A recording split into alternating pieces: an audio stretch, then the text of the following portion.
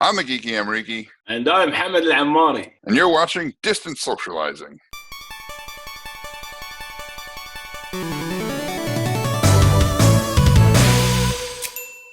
Instead of me introducing who you are like I normally would, I want you to say who you are and what you do.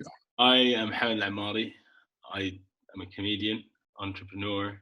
I produce stuff, so sometimes I'm called a producer. I write stuff, so sometimes I'm called a writer. But I'm just a dude, man. I just like to do things. What I love is expression, and I want people to express themselves. And if I can play a hand in allowing people to express themselves, then why not, man? I'd also say actor. Yeah, I do. Yeah, of course. Even the non-funny stuff. Yeah, I do like doing that, man. I did a couple of short dramas, and I was playing an evil character. Comedians are always good at that because comedians are so messed up inside. Thank you very much. I'm not messed up inside. Organized messes. You know what I mean? If I pay attention to one thing, I'll know all of the problems in it. And then I'll just kind of go, I don't want to fix it. And then it's just like, all right, next. Just keep procrastinating and pushing things aside. We won't be dealing with that today. Oh. That feeds into the comedy thing, though. Like, you're really good at finding and noticing all these minuscule things that maybe wouldn't be a big deal, but you can turn them into like a really good story. There's certain things that happen, and then you just kind of go, why do they happen like that? And then because I'm so messed up, there's a perfect way to do everything. For example, you eating Kit Kats annoys the hell out of me. You know what I mean? You don't eat it stick by stick. I eat it like a candy bar. And bite it. It's like, why would you do that? These guys that made it, they gave you this little packaging, one little stick attached to the other so you can break it. And it feels good. And you're like, Kit Kat. And then you have 3 more. But you're just a behemoth. And it's like, no! I do break the Kit Kats off if I'm only going to have like one piece. But if I'm just going to eat never it there. Have one piece. You never have one piece. Don't kid yourself. It's like when people put ketchup all over the fries instead of ketchup and then dip. Don't even get me started on that. Where are you at with pineapples on pizza? It depends on where you're getting it from. Like, in general, pizza for me, it's not something I go after or like crave. Like, oh, I'd love a pizza. But if I'm going to go get like a Papa John's or Pizza Hut, you're not going to get pineapple on pizza from there because it's all the tin stuff. But if you're going to go somewhere bougie and nice and classy and you're going to pay $100 pizza, and they go, ooh, I put some pineapples on the pizza. And you go, this is an experience. I'll go. But yeah, I don't mind it. The Reese's are the thing I eat the weirdest. I think I eat the edges of the Reese's first. Of course.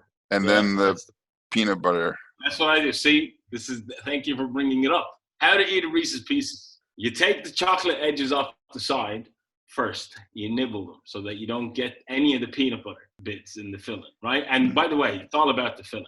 And they're stinging on the filling nowadays. They're getting smaller and smaller and smaller. They're putting more chocolate. The trick is that if you're going to eat the side and then it starts peeling, you use the peel. You use that momentum to peel the rest of the chocolate off the top or the bottom. Just the filling. And you shove that on there, you're, salty goodness. And then it's layered with the remnants of the chocolate that's still in your mouth. And it's, Fuck me, I want a Reese's now. This is my new, like I don't eat chocolate and all that a lot, but now for some reason I'm just like all about the Reese's. There's another one. People who eat cereal and they go out to in to scoop it, right? Yeah. Well, fine, do that. I'm more into out, right? I go in, away from the bowl, and then back into my mouth. Like a proper human being. Okay. Why? That's a waste. It's not a waste. You don't know. You're not proper, Tim. That's the problem. When there's milk, I just drink it. Just drink the milk. You always leave the milk because you get the good chocolate or the cinnamon in it or whatever. Yeah. And it's got the flavor and it's brilliant. But then there's people that spoon it one at a time. What are you doing? That's like people who eat pizza with a fork and knife. That's just an insult. You can't do that. What are you trying to do? I've already been sliced and ready for you. Sometimes it's Chicago style, so it's like, dude, if you're eating it with a knife and fork now, then you have to really assess your life. I know, I just like thin crust, I guess. All right, so there's no way to segue this smoothly. There is. Uh, Talk about thinness. You could, work it in there. Just go about thin. I lost like 5 kilos the past couple months, which isn't a lot, but those of you watching in America, that's about 11 pounds. yeah, I can do kilos, kilometers, all that stuff. But if somebody's like, I need 50 millimeters, I'm like, what is that in ounces? Yeah, that's probably some kind of profane gesture in another country. Well, here you go, Tim. That was a good one. Speaking of other countries. So you're in Ireland. You're going to school. What was it? Medical? No, I went to school in Ireland. I was young. Yeah. I left Ireland. Where was the medical school thing? Cardiff. Biomedical Sciences, Human Anatomy. So University. So you're in Wales. What was the impetus? I'm going to be a comedian. It wasn't in Wales. A lot of things happened in Wales. Not a lot of it was university. Yeah.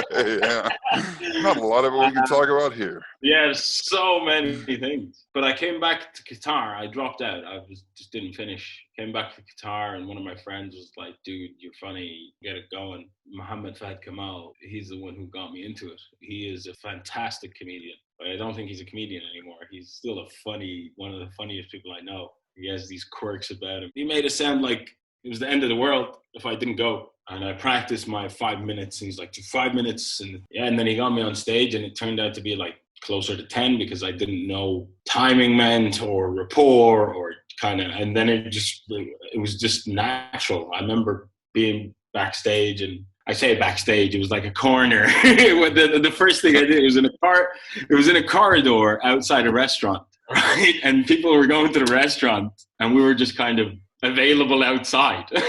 So we were outside, we did it, and there's about 30 people, and I just did the bit, and it went well, and I just loved that rush, and then I realized, oh wow, there's a lot I can say. There are so many things that happened to me, or I've noticed, or just because of my upbringing and coming back to my country after having spent my whole life mostly outside of it.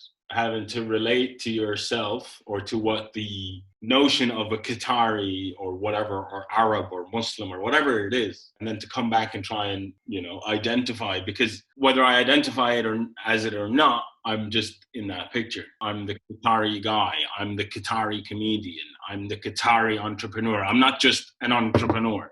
Yeah. I'm not just a producer. Oh, no, I'm a Qatari. And I have to ask myself, what does that even mean? What does Qatari mean? It just went off from there. And then the second show I did, catastrophe. But I feel like I'm so lucky that happened. If every other show was, the way it was, the way the first one was, I don't think I'd ever really know what it's like to kind of cut your teeth, I realized very quickly that we're getting the same audience. So I had to keep getting out new material. And it's very tough because it's not like there's a comedy circuit where you could just go and try your bits. Yeah, it's just been a fantastic journey so far. It's only been, 7, 8 years, 9 years? Yeah, I mean, if you didn't bomb, then also you probably wouldn't learn how to read the room as well either. Yeah, see, I've always had a fear of public speaking. I still do. Like if I'm hosting an event or I'm presenting an idea to a board or investors or whatever, I am not comfortable before the fact. Before it kicks off, I'm nervous, I'm sweating, my hands are frozen cold, ice, and there's like a hollow thing here. It's just choking, and sometimes I vomit.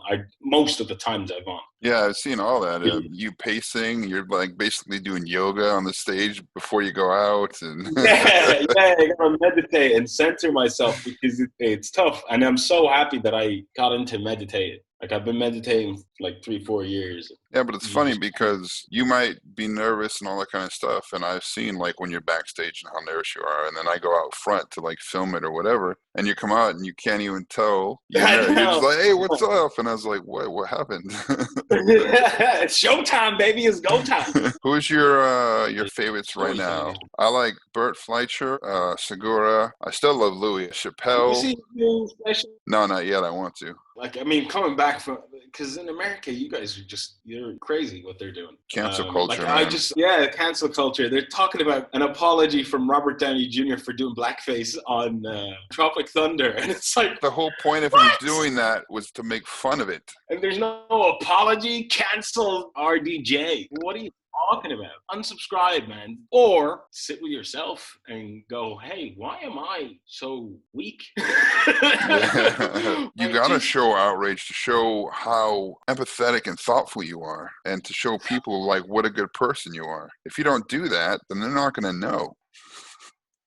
You know, all of this stuff you can't do anymore. You know, you can't talk shit. You asked me a question of who my favorite comedians are. Chappelle, for sure. Gervais. Yeah. Untouchable. Humanity for me is still one of the best specials in the last 5-6 years. I'm waiting for more Chappelle because I loved all of the Netflix specials. Like, I can't stop myself from going back to, I mean, Chappelle's show, genius, Killing Them Softly, fantastic. You know, for what it's worth, one of my favorite comedy specials ever. Bill Burr, I love Bill Burr. Chris D'Elia, bro. He's funny. You don't see him and go, oh, this guy's intelligent. Yes, there is intelligence. Yes, da-da-da-da. You see him and you go, this guy is comfortable. He's laughing. He's funny. He's just funny. Like, if you see Joe Rogan, for example, you watch his comedy and you're like, this is funny. Then you listen to his podcast. You're pretty sure there's this conversations there where you're like, whoa, Joe. So these are some of the, like, off the top of my head, there's no other art form like it. Comedy is like therapeutic, and it lets you tackle those big issues. Big, small, whatever. But the idea that it has to be represented in that form. You know, you have to take the piss out of yourself. Otherwise, you just won't evolve. Well, if you can't look at an idea or a group or an ideology or a common practice or just how people in society interact, and you can't joke about it, and how are you going to learn about yourself or grow or just learn to live with each other, let alone yourself? This is the thing. I've had people come up to me and say stuff, and oh my God, you're amazing, whatever. And I feel like sometimes I don't want to let them down, and you got to give them the time. And, you know, just be nice. But sometimes they come at you with their perspective about things. It's like, listen, I'm not here to debate. I made a joke. It's a joke. It's not a representation of 100% of my beliefs. It's a joke. If you go to a comedy club and are offended by the comedian, you shouldn't go watch a musical, motherfucker. You know, leave. Hamilton. That's the one. That's where they should be. See ya, go there. But no, even if they go there, they might be offended. That type of person's always going to be offended no matter what. It's like the thing that Ricky Gervais said about seeing like an ad or guitar lessons. I've got 12 million followers. I don't know who's following me. They can be following me without me knowing, choose to read my tweet, and then take that personally. That's like going into a town square, seeing a big notice board, and there's a notice, guitar lessons, and you go, but I don't fucking want guitar lessons. So the thing I like about Ricky Gervais and the thing I like about Louis, you also have in common. Not the masturbating thing, but the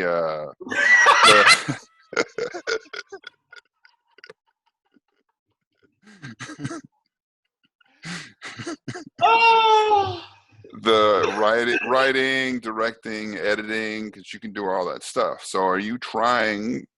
I can edit. I can't edit. I can put things on a timeline and cut it. I can no idea what editing is. Editing is an art in itself, and I have no idea what that like. Yeah, but you have basic knowledge of it. Yes, splicing and cutting. Yeah, that's what I'm saying. Drag and drop image, and if it doesn't work, I go, it's not working. Right. Hey, man. I dragged it and I put it where the little plus sign was, and it didn't show up. Hey, Tim, I know it's 12:45 p.m., but I need this video by 3 p.m. Is that okay? Of course. You know, I mean, obviously Louis probably wasn't like some amazing editor, but it's not like the Louis show is very complicated. The Louis show is phenomenal. Are you trying to do something, not like that show, but your own thing? No.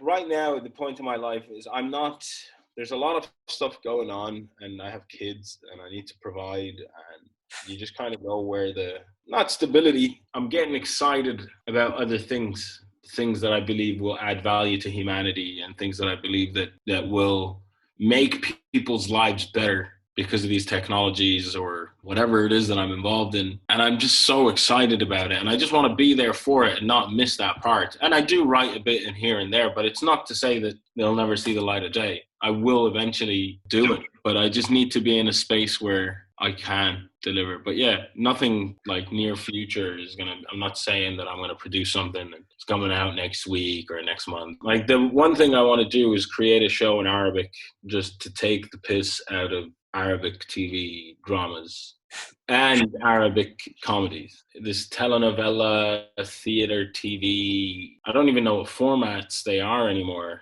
For the Arabic ones, I don't know. There's some stuff that was for the time in the 80s or the 90s, groundbreaking. 30 years on and it's still the same stuff. Yeah, they're like, oh, that worked. Just keep that going. But it doesn't work. Yeah, I do want to make stuff and I do want to write my own stuff and film it and edit it. I know your humor and how dark and subversive it actually can be. Are you eventually going to unleash that on the public? It's the same thing in business, right? I can make a lot of money today, but it's short term. Like you got to build trust and it's a slow thing. Like, oh, I want to be a billionaire. Yeah, well, I'll get there, but it's not going to happen overnight. There's a lot of work that needs to go into it. It's the same thing with the comedy, especially with what I have here, you know? You're basically easing them into it. Big part of it is, you know, it's a small community. I've got younger brothers and sisters. If anything I do hurts them, I'll kind of ease off of it for a bit. But they're all, you know. You haven't gotten close to anything like that I know of, though. You'll be surprised what people's reactions are, though. Kind of the testing thing, right? You say something and then you go, oof, they're really not ready. So, like, if that pissed them off, whoa! Yeah. If I talk about beating kids. You've done it a bunch of times. Yeah, because it's still happening.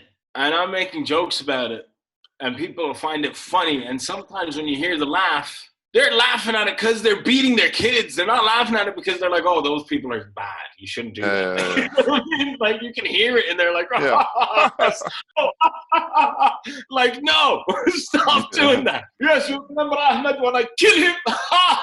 No. Like that guy who was teaching his son how to discipline women. Remember that video? Religion says it's okay to hit them like this. And he's using his kid as a display to play the wife. You know, why couldn't you just put a black bag over something? Why did you have to bring the poor kid into it? Doing stand-up comedy, what does it do for you, for your soul? Everything, man. It's the best thing ever. You're sitting alone. You're thinking about your daily life, your family, the problems, your businesses, everything that I've got my hand in, and I'm like, ah! And then there is a glimmer of happiness in all of that when I think of something and it makes me go, and then it's like, pen, paper, pen, write it down. And then I just kind of work on it, and then I go present it to an audience, and I have no idea how they're gonna react or whatever. Then it works, and it's like, okay, I'm doing something right that I should keep doing. It's grounding. It's there's nothing like it. I'm not happy, but when I'm there, I'm happy. I've talked to a few comedians, and they all said whenever they have a lot of stress, they try to get a show as soon as possible. Even if it's just like showing up to an open mic, they have to go perform, and they kind of forget about it. Aren't you like the movie guy? You haven't even asked me about movies. Yeah, like I said, I guess because we're catching up, and I want people to know about you. But I'm getting there. The last thing that I ask is all about that stuff. So what is the main thing like that you hope like what's your dream project or gig or whatever? My dream project? I'm working on it right now. Oh, okay. But you probably can't give details or anything because they'd give away the zero. Nada about it. Okay. No, but I'm working on some really exciting things. The world's ending. Everyone's going to die. All right. Well, I mean, it's going to happen eventually anyway, but this is like a hypothetical thing. The government and scientists and everybody know about it well ahead of time. Yeah. So they're designing a bunch of these ships that can take a certain amount of people, all right? And they're only taking like scientists and athletes and, people who can pass on really good stuff. So they say, you know what, we need to take Hamad because he can write, he does comedy. We need somebody for the arts and he's got pretty good breeding stock too, whatever. They let you come on the ship and they say, okay, everybody can bring 5 items. And they have to be movies, game, TV, album, book. So what are your 5? But everything you've just said is like my old iPod. It has everything in it. Like 30,000 tracks and... If the EMP destroy them so they don't work. Hang on, the EMP destroyed them, but we can go to space? How does our spaceship work? The solenoid wasn't attached yet or whatever. I don't know. Music, it's got to be Led Zeppelin. It has to be. Any album? Led Zeppelin. One.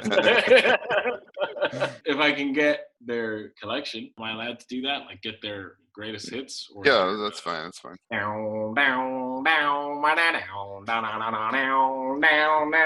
Never, ever get sick of it. Yeah, but then there's like the Doors as well.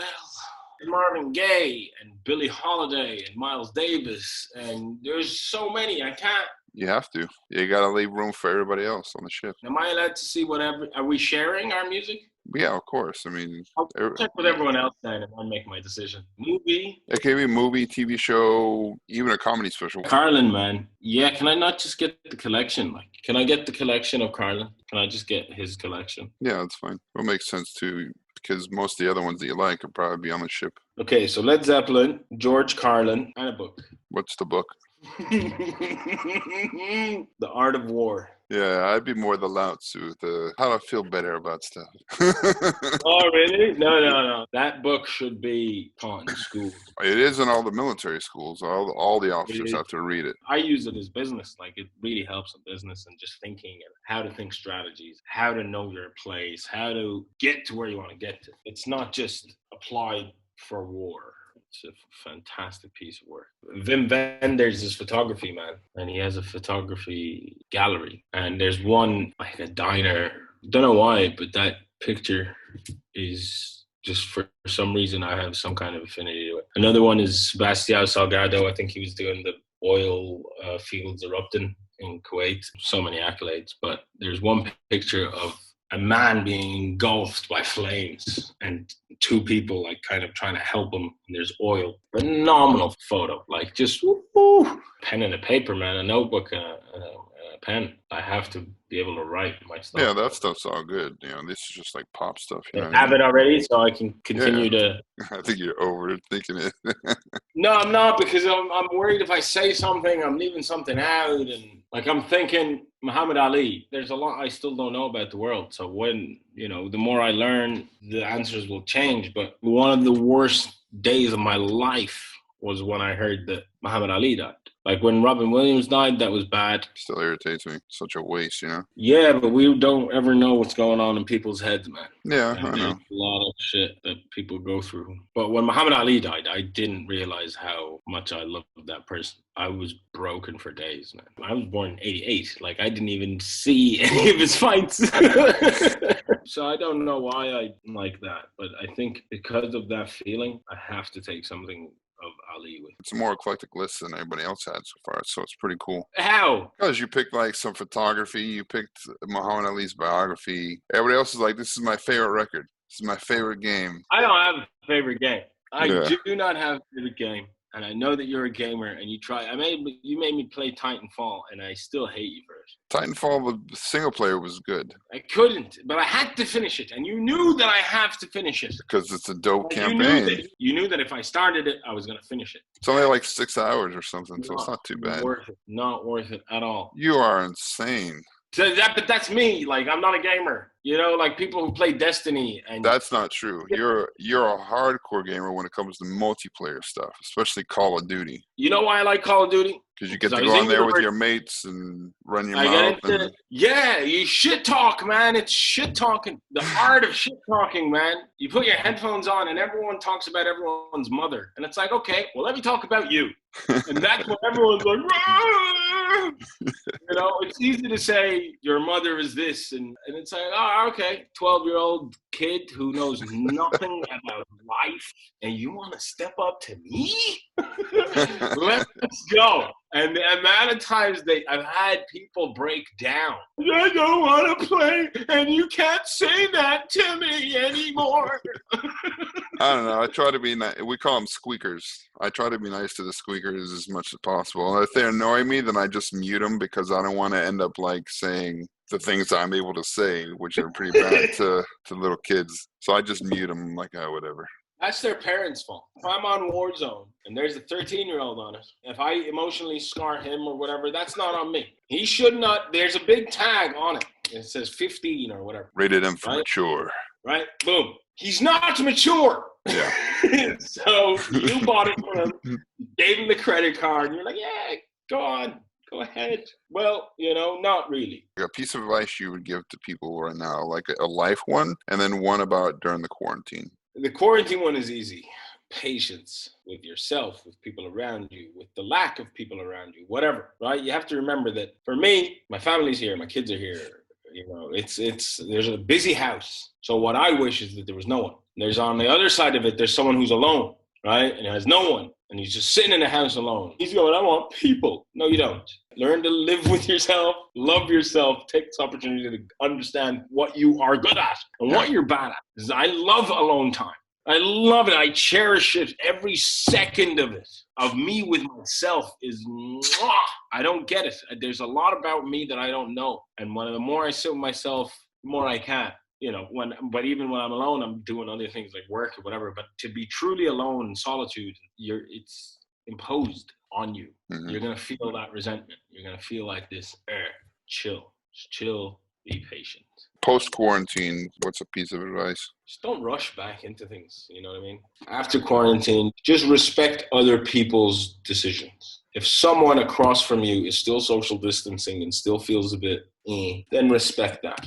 You know me, I love giving hugs, and I do love giving hugs. And that's something I really miss. But if someone who I love and want to, grab, and they don't want to because of quarantine or whatever, even sometimes I'm like, I feel like that we all should understand that. Just because they say back to normal doesn't mean it's really back to normal. But in general, man, there's a lot more love in the world. I used to be such a pessimist. I used to be so negative about everything. And I realized that it was just the surroundings. I was surrounding myself with the wrong kind of people, and they were always negative and putting you down and things like that. And then when I got out of that, I was like, hang on a minute. People genuinely, most of the time, want to help. So yeah, just be nice, and at the risk of sounding like a hippie, love is the answer, man. Give love, you'll get love. It's just a nicer place. You have to be nicer to the people around you. Reciprocate that love, and then good things will happen. Tell everybody where they can check your stuff out or interact with you or whatever. I'm very good at responding on Instagram. My Twitter is just abuse about football, because Liverpool is the greatest team in the world, as you know. It's not Man U?